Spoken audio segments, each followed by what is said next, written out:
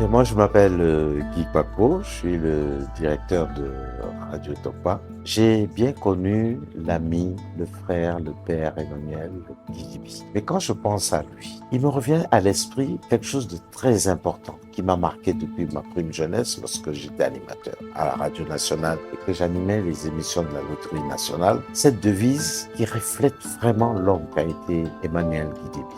Les lots aux gagnants et les intérêts, les bénéfices à la nation. Ça veut dire que c'est quelqu'un qui enrichissait ceux qui participaient à la loterie nationale, qui gagnaient beaucoup d'argent, des millions, 25 millions, 20 millions. On se rappelle encore qui veut gagner 20 millions. Vous savez qu'il a été directeur de la loterie nationale. Et cette vision de partage à la nation tout entière. Parce que lui, en tant que directeur, il avait juste son salaire. Mais là, il voyait des gens autour de lui qui s'enrichissaient de manière fabuleuse. Mais lui, il ne pensait pas à lui, il pensait aux individus qui étaient autour de lui et à la nation béninoise, au pays, au développement. Et c'est comme ça que j'imagine toujours Emmanuel Guidibi. Je dis l'ami Emmanuel Guidibi parce qu'on est un Rotarien et j'étais très heureux d'être avec lui dans le même club de Lagune où il participait à nos réunions avec brio, avec éclat et surtout avec discrétion. Il était toujours dans son coin. Il en savait plus que nous tous les membres de notre club, mais il ne le faisait jamais remarquer.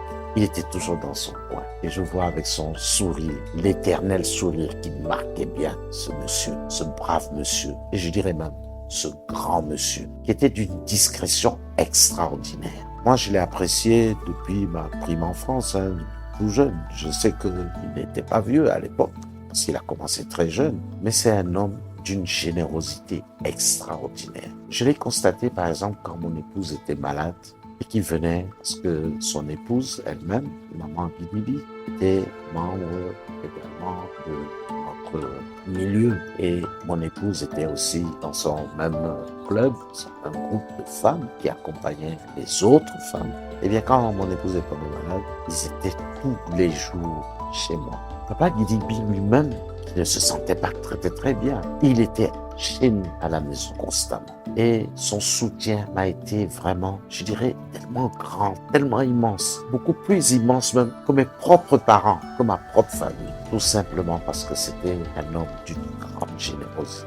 Et vous l'avez vu, quand il a fait la promotion du Moringa, il m'en a parlé. Il m'a dit, écoute, j'aimerais bien faire un peu de page autour de ce produit que Dieu nous a donné avec beaucoup de générosité. Parce que lui-même, il était un symbole de générosité. Moi, j'ai créé une petite ferme, je vous assure, comme je n'avais pas de gros moyens pour nourrir mes porcs, pour nourrir mes moutons, pour nourrir également même mes poulets que j'ai élevés. Je les ai mis au Moringa.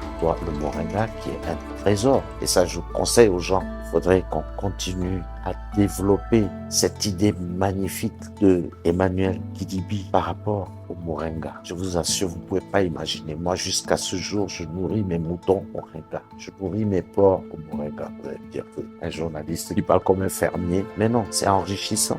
Et pour nous, et surtout bienfaisant pour les bêtes. Et tout ça, c'est grâce à Emmanuel Guidibi. Moi, je me rappelle encore les livres qu'il m'a offerts. Il est venu me voir et il m'a offert énormément de livres, de brochures sur tous ces produits, sur certaines maladies. Il m'a dit, écoute, comme tu as une radio, parle-en. Il me les a offerts. Je les ai jusqu'à présent. Et je vous assure que je m'en sers régulièrement. On a perdu quelqu'un de magnifique.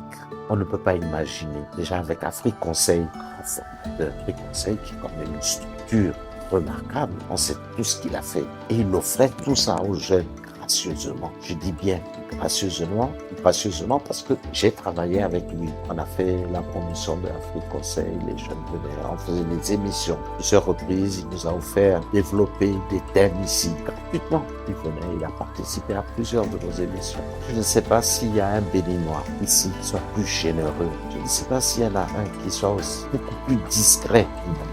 Il parlait pas beaucoup, mais il formait bien, avec des mots justes et précis. Il n'était pas dans la divagation, il était direct. Mais je suis sûr d'une chose, c'est que là-haut, là où il est, nous célébrons l'anniversaire de son décès, là où il est actuellement, je suis sûr qu'il veille sur notre pays. Je suis sûr qu'il guide notre pays. Et s'il y a une renaissance dans ce pays, il en est pour quelque chose. Tous ensemble, prions pour le repos de son âme. Je voudrais que tous ensemble, nous veillons sur toutes ses réalisations, tout ce qu'il a fait. Parce que j'ai comme l'impression que on a jeté à l'oubli, on a abandonné l'héritage qu'il nous a laissé. J'espère qu'avec ses enfants, son épouse, nous allons ressusciter tout cela.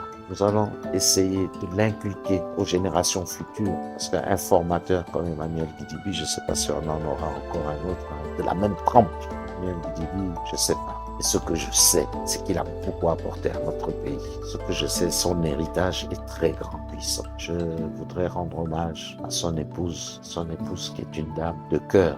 Toujours, on se voit, on se parle, elle me conseille, elle m'aide et elle est toujours présente, mais toujours dans la discrétion, dans la gentillesse. Père à l'âme d'Emmanuel Guidibi. Je souhaite que Edgar réveille ce flambeau, qu'il le tienne toujours allumé, le flambeau d'Emmanuel Guidibi.